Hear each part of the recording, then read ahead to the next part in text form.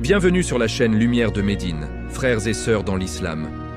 Imaginez un instant, un homme allongé sur son lit, le regard fixé au plafond, sa poitrine se soulevant une dernière fois dans un silence glacial. Soudain, une douleur atroce lui déchire l'âme, comme si son cœur explosait de l'intérieur. Ses yeux se ferment pour toujours. La mort l'emporte, impitoyable. Autour de lui, crie et pleure, mais lui n'entend plus rien. Son âme s'élève, contemple son corps inerte, hurle en silence. Les anges aux yeux de feu apparaissent et l'arrachent violemment vers le châtiment divin. C'est le début d'un voyage terrifiant vers l'au-delà, où chaque péché forgotten se paie au prix fort. Dans cette série captivante en 10 chapitres, nous plongerons au cœur des tourments de la tombe et de l'enfer, pour réveiller nos cœurs et nous rapprocher d'Allah. Que cette lumière nous guide vers le repentir sincère, avant qu'il ne soit trop tard. Si cette intro vous a secoué, abonnez-vous à Lumière de Médine et activez la cloche pour ne rien manquer. Et likez cette vidéo pour la diffuser au maximum. Qu'Allah nous protège du feu. Chapitre 1. La dernière respiration. Frères et sœurs, imaginez cette scène qui pourrait être la vôtre demain, ou même ce soir. Un homme est allongé dans son lit, comme chaque nuit. La chambre est calme, la lumière tamisée. Il regarde le plafond sans vraiment le voir. Sa poitrine monte et descend lentement, régulièrement. Rien ne laisse présager la fin.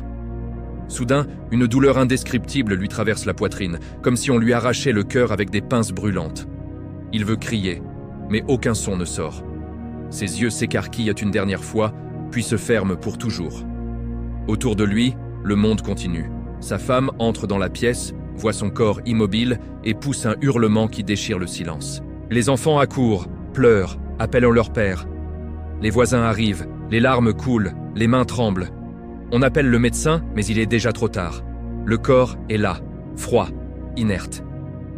Mais où est-il, lui? À cet instant précis, son âme se détache. Elle flotte au-dessus du lit et contemple son propre corps avec horreur. Il voit son visage figé, sa bouche légèrement ouverte, ses mains posées sur la couverture. Il veut hurler. « Je suis là! Je ne suis pas mort !» Mais aucune voix ne sort. Il tend les mains vers sa famille en pleurs, mais ses doigts traversent l'air comme s'il n'existait plus. La panique l'envahit. Il comprend enfin. C'est la mort. Soudain, la pièce s'assombrit. 2 anges terrifiants apparaissent. Leurs yeux sont comme des braises ardentes, leurs visages sévères, sans la moindre pitié. El Okshando F. E. tonne de une voix qui fait trembler le Qur'an. Ô âme impure, sors vers la colère et la fureur de ton Seigneur. L'âme veut résister, se cacher, supplier. Mais les anges l'attrapent avec une force implacable. Ils l'arrachent du corps comme on arrache la laine mouillée d'un buisson épineux. Chaque fibre de l'âme se déchire. Chaque nerf hurle de douleur. Il veut crier, mais sa voix est éteinte. La souffrance est si intense qu'il préférerait 1000 morts à ce supplice. Les anges enveloppent cette âme dans un linge noir, rugueux, qui pue la décomposition et la mort. Une odeur si insupportable que même les cadavres les plus avancés de ce monde ne pourraient rivaliser. Ils veulent l'emmener vers les cieux, mais à chaque porte du ciel, une voix puissante retentit. Cette âme est impure, ne l'acceptez pas, refermez les portes. Rejetée par les cieux, l'âme est ramenée violemment et jetée dans le corps sans vie. Le cercueil se referme, on descend le corps dans la fosse. La terre tombe, pelletée après pelletée. Le bruit sourd des mottes sur le bois résonne comme un glas, puis plus rien. Le silence absolu de la tombe. Maintenant, il est seul. Seul, dans l'obscurité totale. La terre pèse sur sa poitrine comme une montagne. Il ne peut plus bouger. Il essaie de respirer, mais l'air est étouffant. La tombe se resserre autour de lui, comme si les parois voulaient l'écraser. La peur le submerge. Il comprend qu'il n'y a plus d'échappatoire. Soudain, un bruit. Comme si quelqu'un creusait pour entrer. 2 anges apparaissent dans la tombe. Munkar et Nakir. Leurs yeux sont rouge-feu, leur voix comme le tonnerre. Ils s'assoient près de lui et posent les 3 questions fatidiques. Qui est ton Seigneur? Quelle est ton religion? Qui est ton prophète? Il ouvre la bouche pour répondre. Allah est mon Seigneur. L'islam est ma religion. Muhammad est mon prophète. Mais les mots ne sortent pas. Sa langue est lourde comme du plomb. Dans ce monde, il n'a jamais prié sérieusement. Il a négligé le Coran. Il a préféré les séries, les réseaux sociaux, l'argent, les plaisirs. Il a ri quand on lui parlait de la mort et de l'au-delà. Les anges le regardent avec mépris. Tu n'as ni connu ni suivi. Maintenant, goûte le châtiment. À cet instant, la tombe se resserre brutalement. Les côtes se brisent avec un craquement horrible. La terre entre par la bouche, par le nez. Il veut hurler, mais il n'a plus d'air. La douleur est infinie. Chaque os éclate, chaque nerf brûle. Il est écrasé, broyé, mais il reste conscient. Il ne peut pas mourir une seconde fois. Chaque jour, une fenêtre s'ouvre dans la tombe. Il voit les flammes de l'enfer, entend les cris des damnés. La chaleur le brûle jusqu'à ce que sa peau se consume, puis elle se régénère pour brûler à nouveau. Ce cycle dure jusqu'au jour du jugement. Il regrette, il pleure en silence, il supplie Allah de lui donner une seconde chance. Mais la porte du repentir est fermée à jamais. Frères et sœurs, cette première nuit dans la tombe est le début du voyage.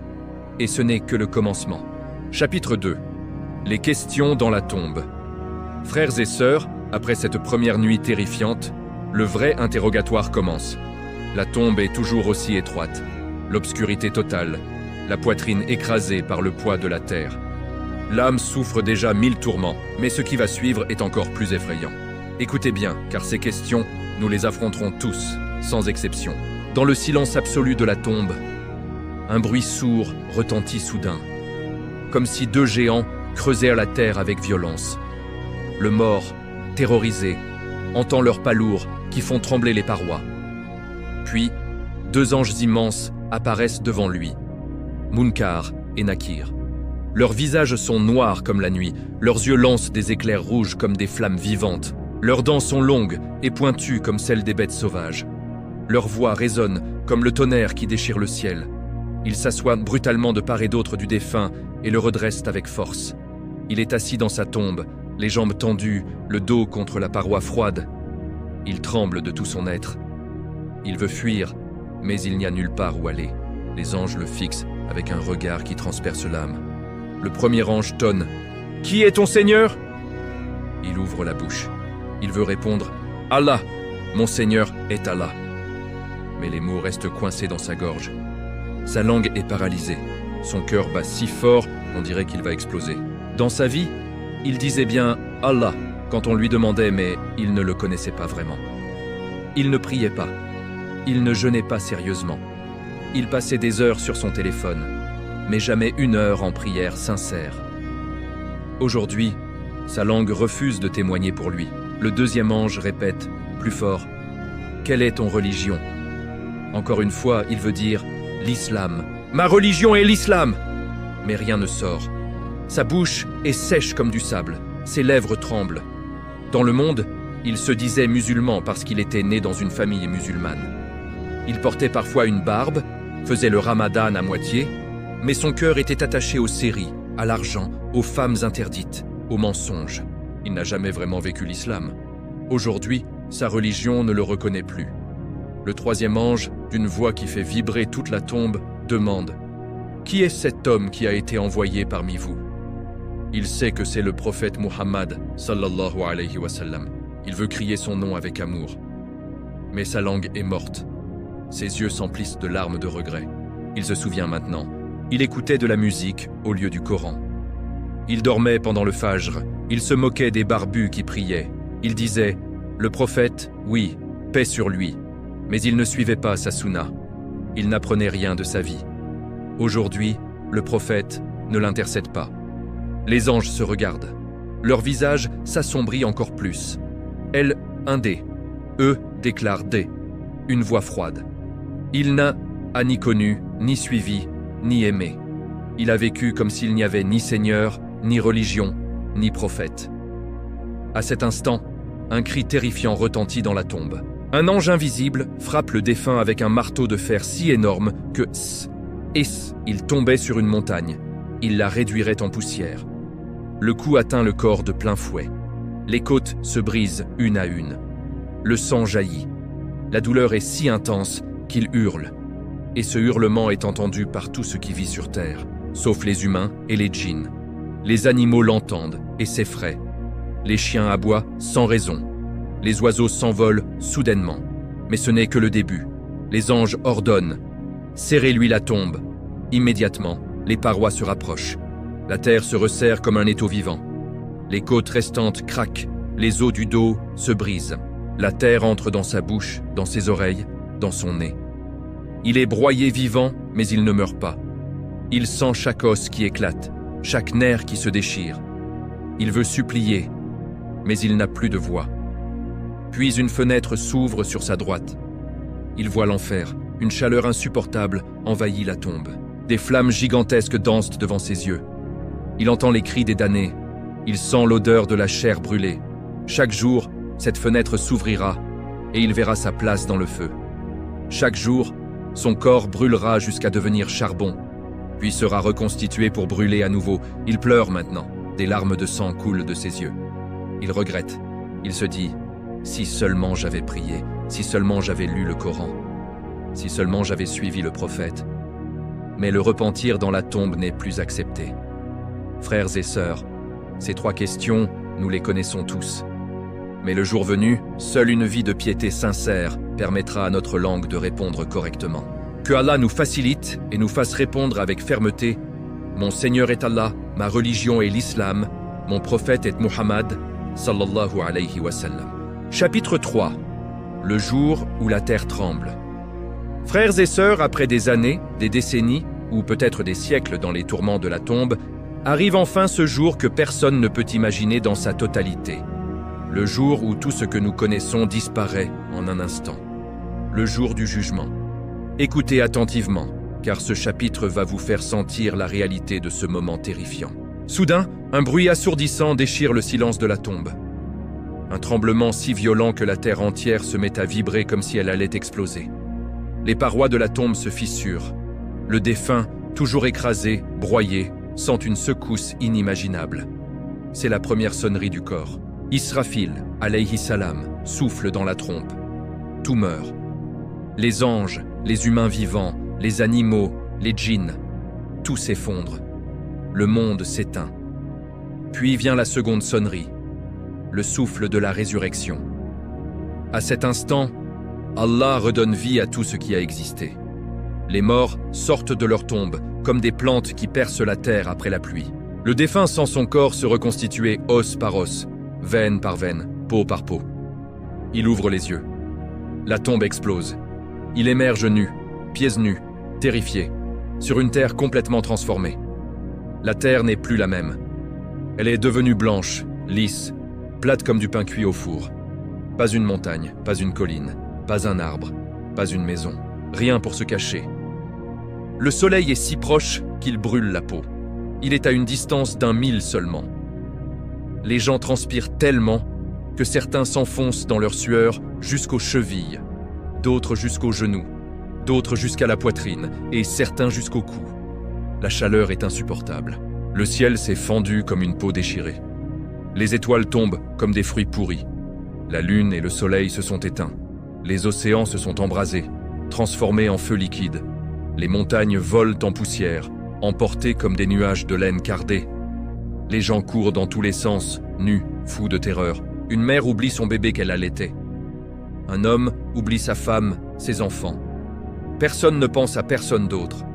Chacun crie « Nafsi! Nafsi! Moi! Moi !» Les enfants deviennent soudain vieux, cheveux blancs. Les femmes enceintes avortent de peur. Les gens ressemblent à des ivrognes, mais ils ne sont pas ivres, c'est l'ivresse de la terreur. Le prophète sallallahu alayhi wa sallam a dit que ce jour durera 50 000 ans. 50 000 ans debout sous ce soleil brûlant, à attendre le jugement. Notre homme, celui qui a négligé la prière, regarde autour de lui.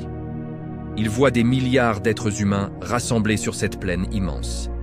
Il cherche des visages connus, mais il ne reconnaît presque personne, tant la peur a déformé les traits. Il veut se cacher, mais il n'y a nulle part où aller. Il veut mettre ses mains devant sa nudité, mais la honte est déjà totale. Soudain, une voix puissante retentit dans tout l'univers. « Ô âme pécheresse, sors vers ton Seigneur pour le compte et le châtiment. » Les anges de l'enfer, Zabania, apparaissent. Ils sont 19, immenses, terrifiants, visages noirs, yeux comme des éclairs. Ils traînent notre homme par les cheveux, par les pieds. Il hurle, mais sa voix se perd dans les cris de milliards d'autres. Son corps, qui avait été reconstitué beau et jeune, devient soudain hideux. Sa peau noircie à moitié, brûlée par les péchés. Son visage est couvert de fumée. Ses yeux lancent des étincelles de feu.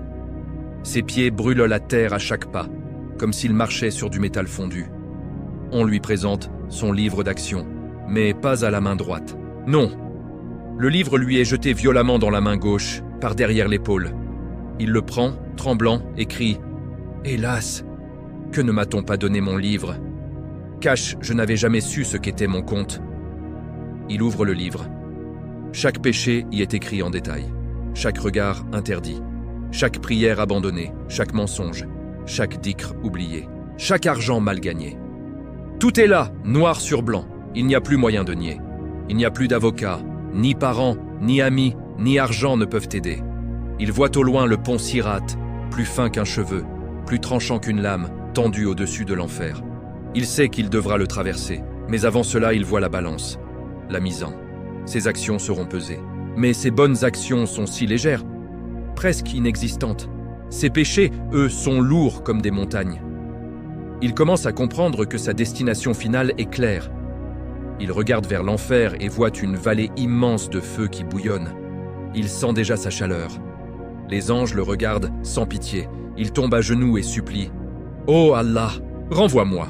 Je ferai le bien, je prierai, je jeûnerai. » Mais la réponse est immédiate et définitive. Jamais. Frères et sœurs, ce jour arrive. Il est plus proche que nous le pensons. Le prophète sallallahu alayhi wa sallam a dit « Hâtez-vous vers les bonnes actions avant que ne viennent 6 choses. Le soleil qui se lèvera de l'aile ouest ou la grande résurrection. » Si ce chapitre vous a glacé le sang et vous pousse à changer dès aujourd'hui, abonnez-vous tout de suite à Lumière de Médine. Activez la cloche pour ne rater aucun chapitre et likez cette vidéo pour qu'elle soit vue par des millions de musulmans avant qu'il ne soit trop tard. Partagez-la partout. Que Allah nous fasse traverser le Sirat comme elle est claire et nous place parmi les gens du paradis. La suite sera encore plus intense. Chapitre 4. Le livre jeté par derrière. Frères et sœurs, le jour du jugement est là. La terre plate et blanche brûle sous les pieds nus. Le soleil est si proche que la peau fond comme du beurre. Des milliards d'êtres humains sont rassemblés, terrifiés, transpirant jusqu'à se noyer dans leur propre sueur. Personne ne parle à personne. Chacun est perdu dans sa propre peur. Soudain, les anges commencent à distribuer les livres des actions. Pour certains, le livre descend doucement du ciel, lumineux, et est remis dans la main droite. Ces gens-là sourient, soulagés. Leur visage s'illumine. Ils se passent le livre de la main droite à la main gauche pour le lire avec joie et crient à ceux autour d'eux « Venez lire mon livre, j'ai réussi. » Mais pour notre homme, celui qui a passé sa vie à courir après le dunya, rien ne se passe ainsi. Il attend, le cœur battant. Il regarde à droite, rien. Il regarde devant lui, rien. Il espère encore, se disant peut-être qu'il aura son livre dans la main droite. Mais soudain, il sent une main brutale derrière son dos. Un ange attrape son bras gauche, le tord violemment vers l'arrière et lui jette le livre dans la main gauche, par derrière l'épaule. Le choc est terrible. Il hurle « Malheur à moi! Pourquoi mon livre m'est-il donné dans la main gauche, par derrière? Cache que je n'ai jamais reçu mon livre! Cache que je n'ai jamais su ce qu'était mon compte! » Il essaie de cacher le livre, de le jeter, mais il est enchaîné à sa main. Il est forcé de le tenir. Ses mains tremblent. Il ouvre le livre, et ce qu'il voit le fait tomber à genoux. Chaque page est remplie de ses péchés, écrits en lettres noires et rouges. Chaque regard interdit qu'il a posé sur une femme. Chaque prière qu'il a abandonnée pour dormir plus longtemps. Chaque vendredi où il a préféré le marché ou le foot à la mosquée. Chaque euro gagné illicitement. Chaque parole de médisance. Chaque vidéo haram qu'il a regardée des heures entières. Chaque nuit passée sur TikTok ou Instagram au lieu de lire le Coran. Chaque fois qu'il a ri quand on lui parlait de l'enfer. Tout est là, en détail, avec l'heure, le jour, le lieu. Il lit et pleure du sang. Il voudrait déchirer les pages, mais elles sont indestructibles. Il voudrait nier, mais les anges témoins confirment tout. Ses propres membres vont témoigner contre lui. Ses yeux diront ce qu'ils ont vu. Ses mains ce qu'elles ont touché. Ses pieds où ils l'ont emmené, sa peau même témoignera.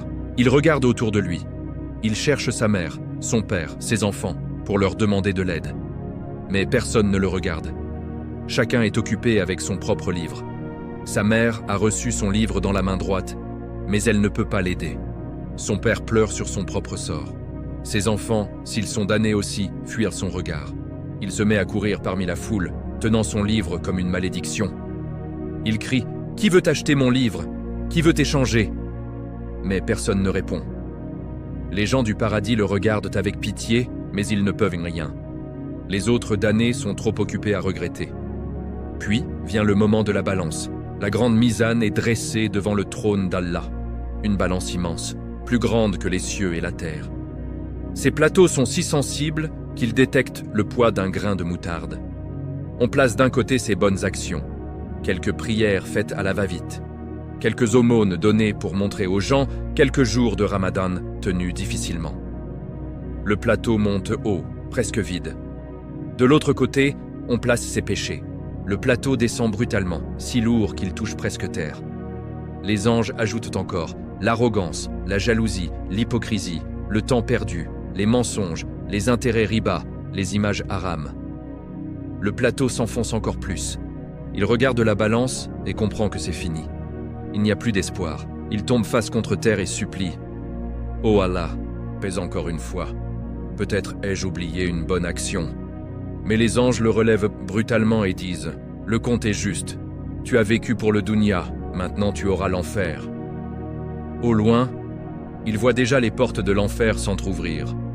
Une fumée noire s'élève, une chaleur insupportable arrive par vagues. Il entend les premiers cris des damnés qui y sont déjà entrés. Son cœur se serre. Il sait que son tour approche. Frères et sœurs, le livre ne ment pas. Il enregistre tout, même ce que nous oublions.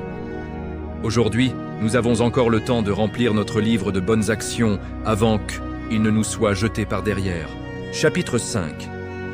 La traversée du Sirat. Frères et sœurs, le compte est terminé. Le livre a été remis par derrière. La balance a penché lourdement du côté des péchés. Le verdict est tombé.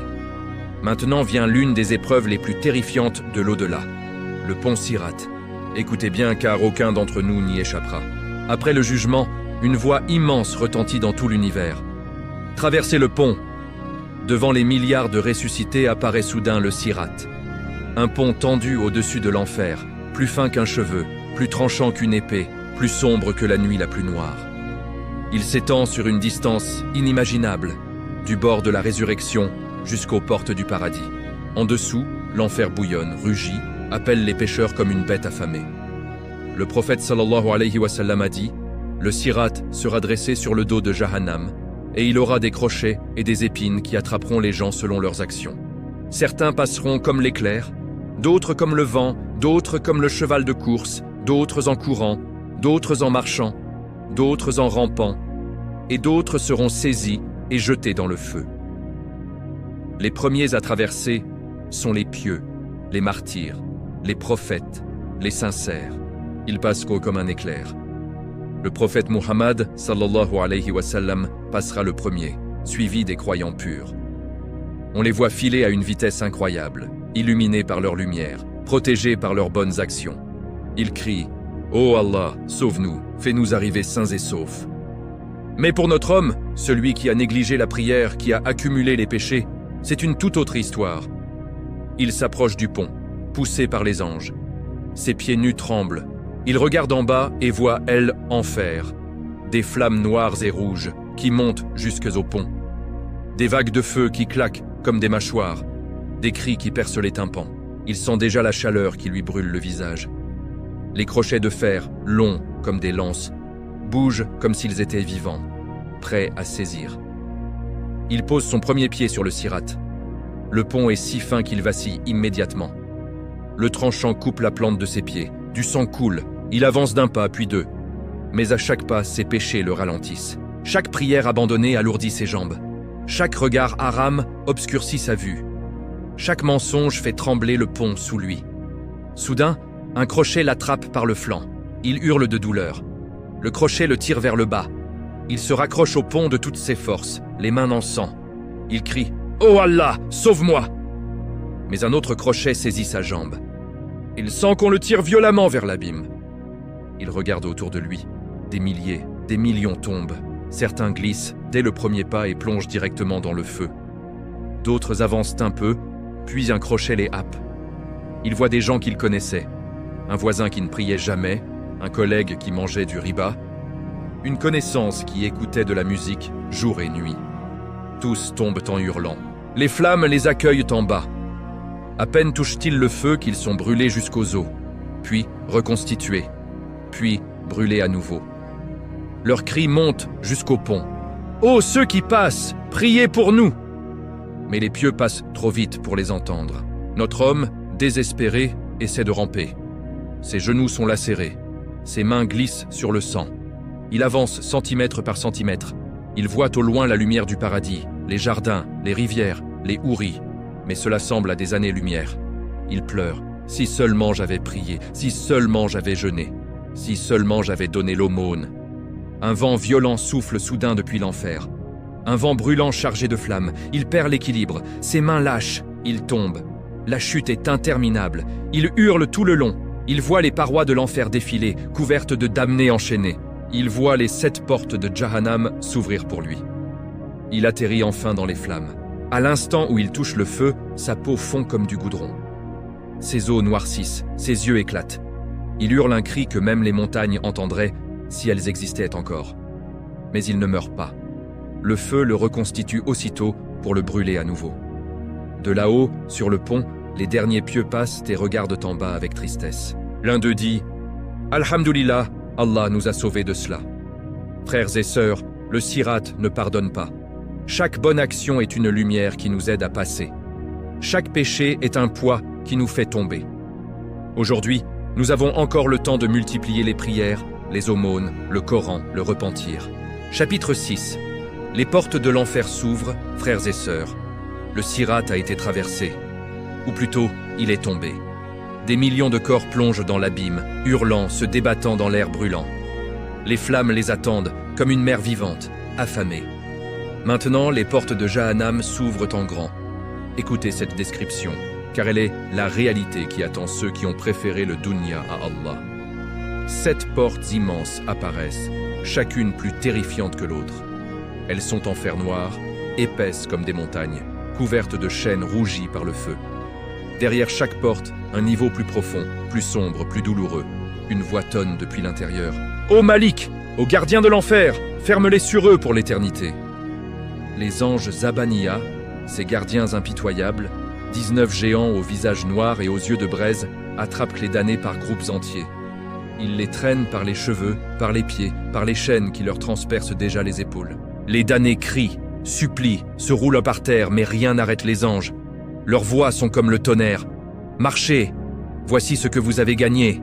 Voici la demeure que vous avez choisie en tournant le dos à Allah. » Notre homme est parmi eux. Il est traîné violemment. Ses pieds nus brûlent sur le sol qui est déjà du charbon incandescent. À chaque pas, la peau de ses plantes se colle au sol et se déchire en restant derrière. Il hurle, mais sa voix est noyée dans les cris de milliards d'autres. Les portes s'ouvrent devant lui. Un souffle si chaud en sort que les cheveux se consument instantanément. Une odeur insupportable envahit tout. Odeur de chair brûlée, de soufre, de sang bouillant, de peur. Les flammes ne sont pas seulement rouges, elles sont noires, vertes, jaunes, bleues, selon les péchés.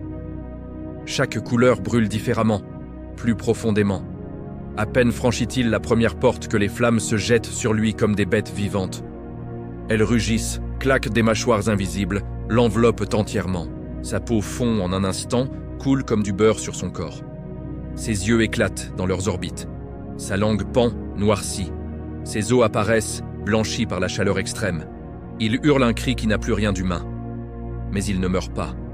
Allah ordonne au feu, reconstitue-le, et immédiatement, une nouvelle peau pousse, plus tendre, plus sensible, pour que la brûlure soit encore plus douloureuse la fois suivante. Le cycle recommence. Brûler, fondre, hurler, se reconstituer, brûler à nouveau. Et cela sans une seconde de pause. Autour de lui, des scènes insoutenables. Des gens sont suspendus par les pieds, la tête en bas dans des puits de feu.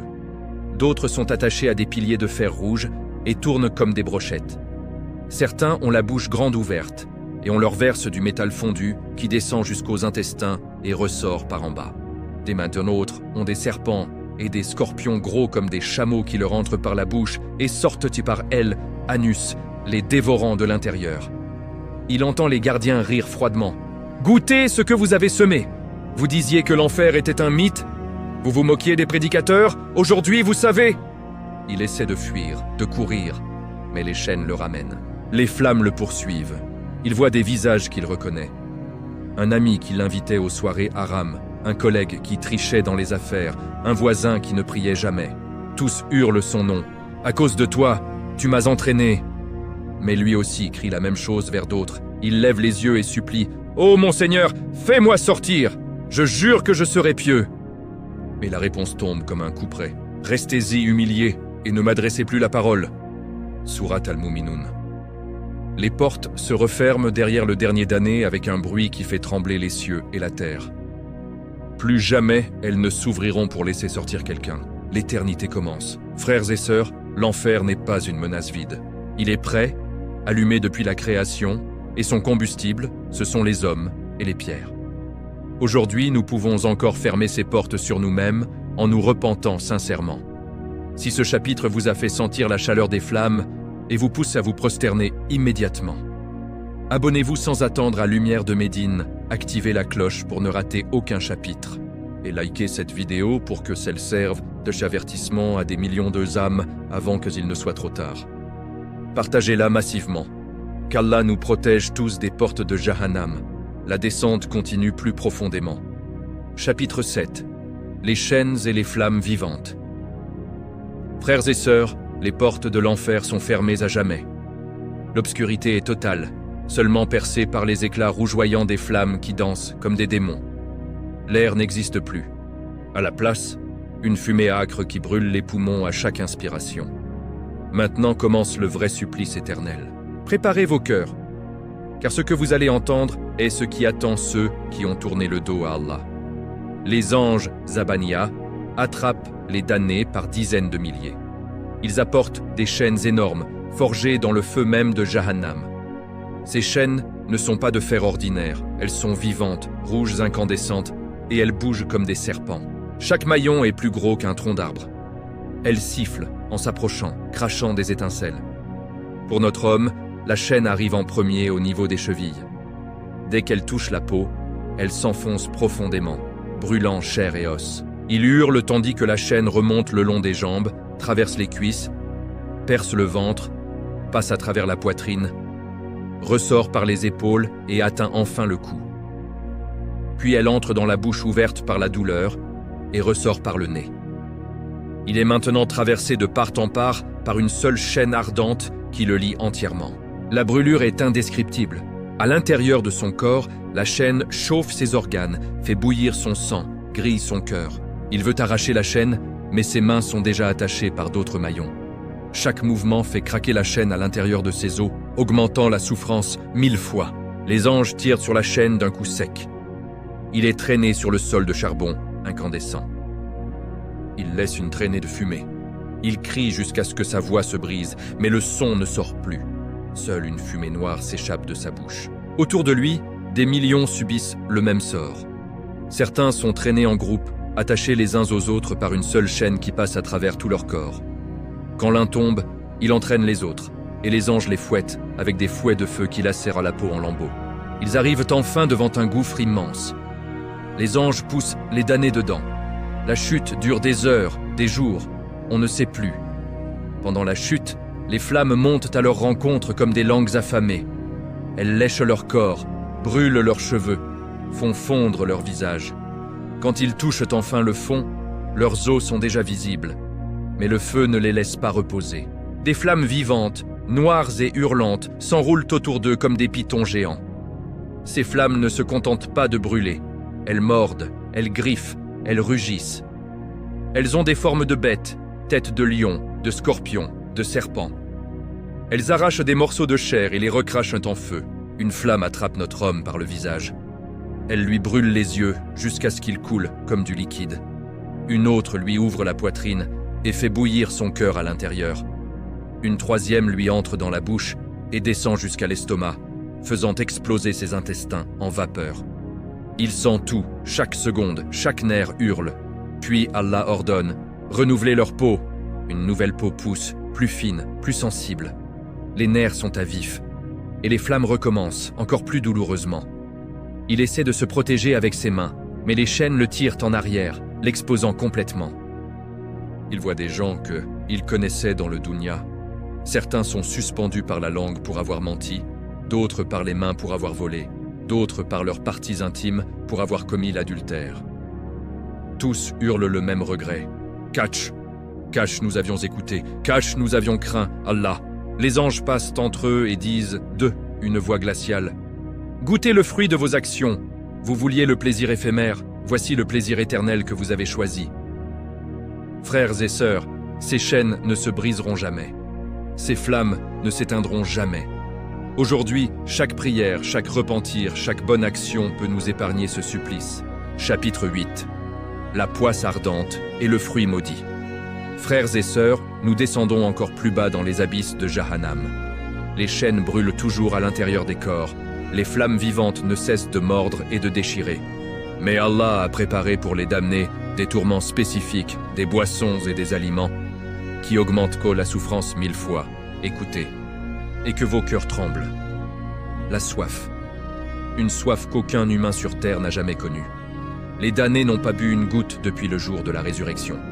Leurs langues pendent, noircies et gonflées, sortant jusqu'à la poitrine. Leurs lèvres sont fendues jusqu'aux oreilles. Leurs yeux sont injectés de sang. Ils hurlent tous en même temps.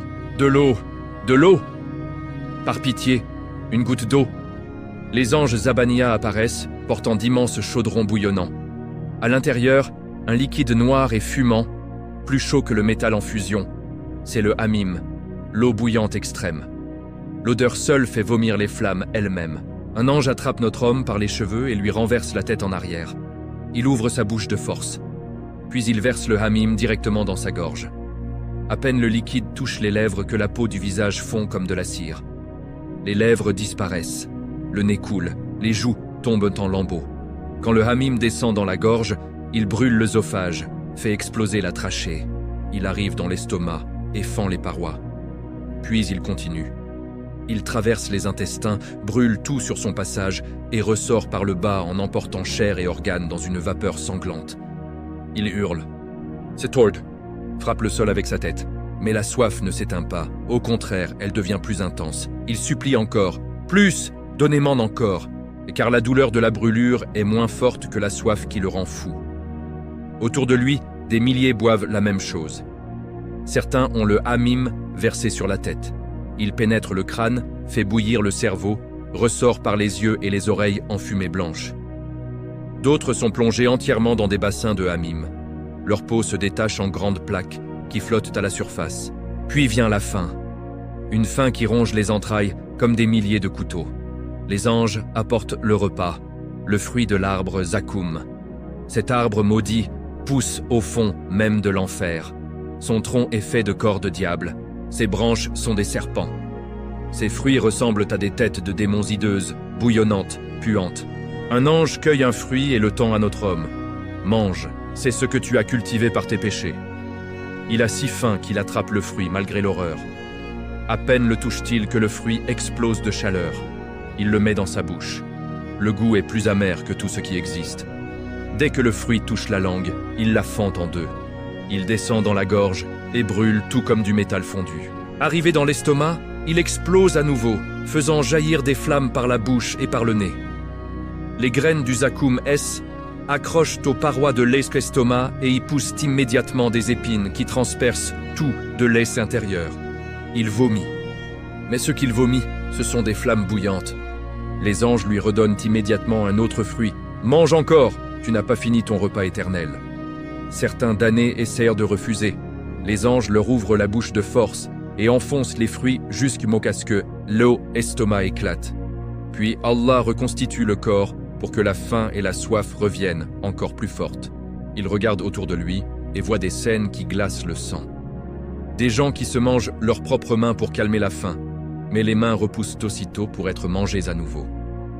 D'autres lèchent le pus et le sang qui coule des plaies des damnés voisins, mais cela ne fait qu'augmenter leur tourment. Ils hurlent vers le ciel « Ô Allah, tue-moi, fais-moi mourir !» Mais la réponse tombe. Vous y resterez éternellement, la mort ne viendra jamais. Goûtez le zakoum et le hamim, car vous avez préféré les plaisirs rapides du monde à mon obéissance. Frères et sœurs, une seule goutte de zakoum sur terre ferait bouillir tous les océans. Une seule goutte de hamim ferait fondre les montagnes. Imaginez ce que c'est d'en boire des chaudrons entiers pour l'éternité. Aujourd'hui, chaque jeûne volontaire, chaque gorgée d'eau bue en disant « Bismillah », chaque repentir peut nous épargner cela. Si ce chapitre vous a donné soif de paradis et peur du zakoum, abonnez-vous immédiatement à Lumière de Médine. Activez la cloche pour la suite, qui va encore plus loin dans les ténèbres, et likez cette vidéo pour réveiller ceux qui dorment encore dans les péchés. Partagez-la partout. Que Allah nous fasse boire à la main du prophète sallallahu alayhi wa sallam le jour où la soif sera la plus intense.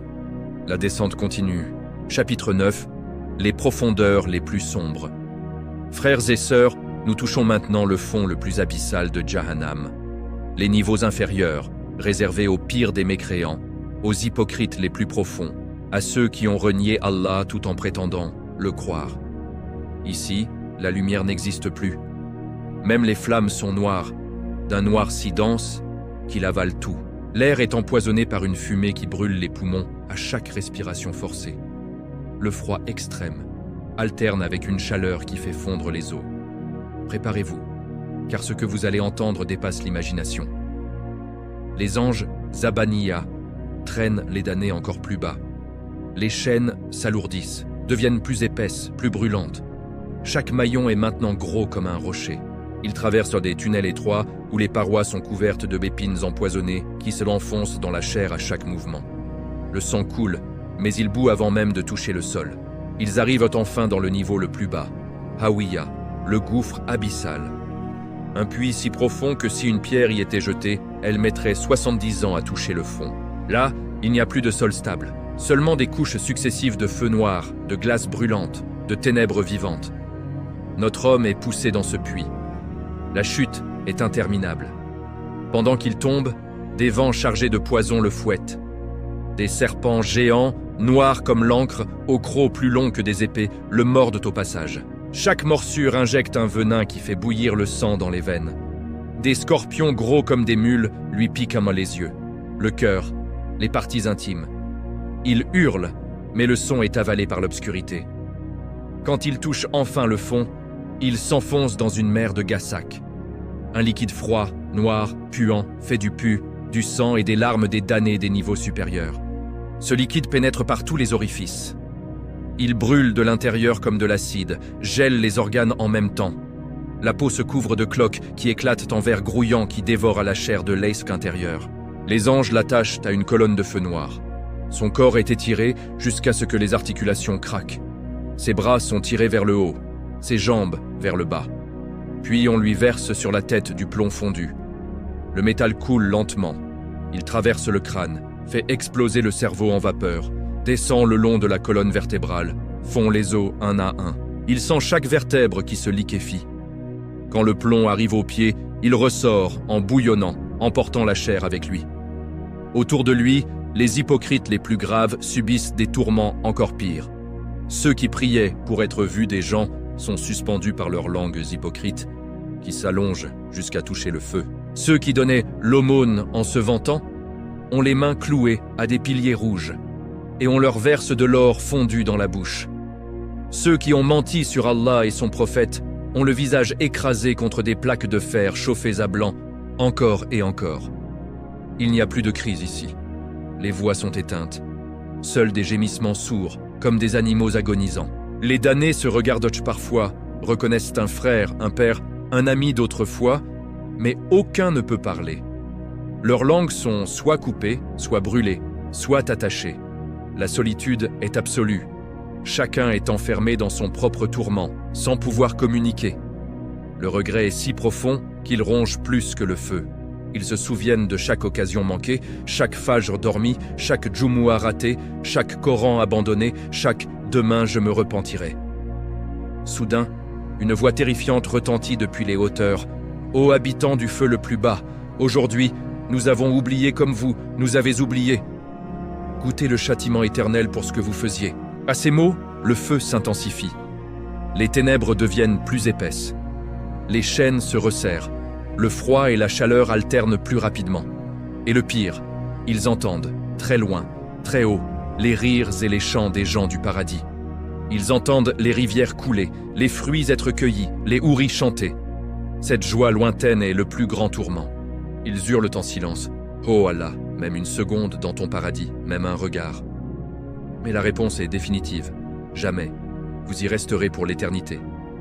Frères et sœurs, les niveaux inférieurs de l'enfer sont réservés à ceux qui ont mêlé la foi à l'hypocrisie profonde. Aujourd'hui, purifions nos intentions. Faisons chaque acte uniquement pour Allah. Car demain, il sera trop tard. Chapitre 10. Le regret. Éternel et l'appel final. Frères et sœurs, nous arrivons au dernier chapitre de cette série. Après avoir descendu tous les niveaux de Jahannam, après avoir vu les chaînes, les flammes vivantes, le zakoum, le hamim, les ténèbres les plus noires, il ne reste plus qu'une chose, le regret. Un regret qui ronge plus profondément que le feu lui-même. Écoutez jusqu'à la fin, car ce chapitre est un appel direct à vos cœurs. Au plus profond de l'enfer, le temps n'existe plus. Un instant semble durer 1000 ans, et 1000 ans passent comme un instant. Les damnés ne dorment jamais, ne reposent jamais, ne meurent jamais. Leurs corps sont constamment renouvelés pour que la douleur reste toujours fraîche, toujours nouvelle, toujours insupportable. Notre homme, celui qui a vécu sa vie en négligeant la prière, en courant après le dunya, est maintenant assis dans un coin de ténèbres absolues. Son corps est couvert de plaies qui ne guérissent pas. Sa peau pend en lambeaux. Ses yeux coulent de pus brûlants. Sa langue est trop gonflée pour parler, mais son esprit, lui, est parfaitement clair. Il pense, il se souvient. Et c'est cela, le pire des tourments. Il se souvient de chaque salat qu'il a raté. Il revoit la mosquée près de chez lui, les appels du muezzin qu'il ignorait pour rester au lit ou devant son téléphone. Il revoit les vendredis où il disait « Aujourd'hui je suis fatigué, j'irai la semaine prochaine ». Il n'y a plus de semaine prochaine. Il se souvient des moments où sa mère lui disait « Mon fils, prie avant qu'on te prie sûr ». Il répondait « Oui maman, Inch'Allah ». Aujourd'hui, il donnerait tout pour pouvoir se prosterner une seule fois, même sur du feu. Il se souvient des versets du Coran qu'il entendait mais qui, n'entraient pas dans son cœur. Il se souvient des conférences qu'il scrollait sans écouter. Il se souvient des messages de rappel qu'il ignorait ou se moquait. Encore ces histoires des enfers. Il se souvient des nuits passées sur Netflix, sur les jeux vidéo, sur les discussions inutiles, alors qu'il aurait pu lire une page de Coran, faire 2 rakats, demander pardon. Il se souvient de chaque euro gagné en haram, de chaque regard interdit, de chaque médisance, de chaque jalousie. Tout lui revient maintenant, plus clair que jamais. Et surtout, il entend, très loin, très haut, derrière les 7 portes fermées, les voix des gens du paradis. Il entend leurs rires, leurs chants, le bruit des rivières de miel et de lait, le parfum des jardins qui traversent même les murs de l'enfer pour le torturer davantage. Il entend les houris appeler leurs époux. Il entend les croyants dire « Alhamdulillah, Allah nous a sauvés de cet enfer terrifiant ». À ce moment, un cri immense monte de tous les damnés, un cri qui fait trembler les bases de Jahannam. « Aïe Afsos, aïe Afsos, cache nous avions cru, cache nous avions prié, cache nous avions suivi le prophète, cache nous avions donné l'aumône, cache nous avions jeûné, cache nous avions lu le Coran. » Mais la réponse tombe, définitive, implacable. Restez-y humiliés pour l'éternité. Aujourd'hui, nous vous avons oubliés comme vous nous avez oubliés le jour où vous étiez dans le monde. Et le feu s'embrase encore plus. Les chaînes se resserrent, les flammes rugissent, le regret devient une nouvelle flamme qui brûle l'âme de l'intérieur. Frères et sœurs, cette série est terminée, mais votre vie, elle, continue. Aujourd'hui, en ce moment même, la porte du repentir est grande ouverte. Aujourd'hui, vous pouvez encore changer votre fin. Aujourd'hui, vous pouvez encore faire en sorte que votre livre soit remis dans la main droite, que vous passiez le sirat comme l'éclair, que vous entriez au paradis sans compte. Le prophète sallallahu alayhi wa sallam a dit Celui qui se repent d'un péché est comme celui qui n'en a jamais commis. Levez-vous maintenant. Faites vos ablutions. Priez 2 rakas de repentance. Demandez pardon à Allah avec larmes et sincérité. Engagez-vous à ne plus jamais retourner au grand péché. Multipliez les bonnes actions. Lisez le Coran chaque jour. Apprenez votre religion. Soyez bon avec vos parents, vos voisins, les orphelins. Car demain, il sera peut-être trop tard. Qu'Allah fasse que cette série soit une cause de notre guidée à tous. Qu'il nous réunisse tous sous son trône le jour du jugement. Qu'il nous fasse entrer au paradis sans compte ni châtiment. Qu'il nous protège de l'enfer et de tout ce qui y mène. Si cette série entière vous a secoué l'âme, vous a fait pleurer, vous a poussé à changer, alors abonnez-vous maintenant à Lumière de Médine, activez la cloche pour ne jamais rater une vidéo qui peut sauver une âme et likez cette vidéo finale pour que elle atteigne des millions de musulmans avant qu'il ne soit trop tard pour eux. Partagez-la partout, avec votre famille, vos amis, dans tous les groupes. Cette série peut être la cause du salut de quelqu'un. Qu'Allah accepte de nous et nous guide tous vers le Firdaus al-A'la. Amin. La série est terminée, mais votre voyage vers Allah, lui, ne fait que commencer.